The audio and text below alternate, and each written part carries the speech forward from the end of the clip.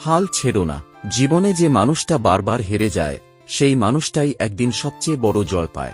কারণ সে জানে কষ্ট কি, পরিশ্রম কি, আর অপেক্ষার মূল্য কত। আজ যদি তোমার সময় খারাপ হয়, মনে রেখো এটা স্থায়ী নয়। সূর্য যেমন প্রতিদিন অস্ত যায়, তেমনি আবার নতুন সকাল নিয়ে ফিরে আসে। তাই ব্যর্থতাকে ভয় নয়, শিক্ষা হিসেবে গ্রহণ করো। কারণ সফলতার গল্প কখনো সহজ পথ দিয়ে লেখা হয় না। নিজের ওপর বিশ্বাস রাখো। পৃথিবীর সবচেয়ে বড় শক্তি তোমার ভেতরেই লুকিয়ে আছে। যতক্ষণ তুমি নিজের ওপর বিশ্বাস রাখবে, ততক্ষণ কেউ তোমাকে হারাতে পারবে না।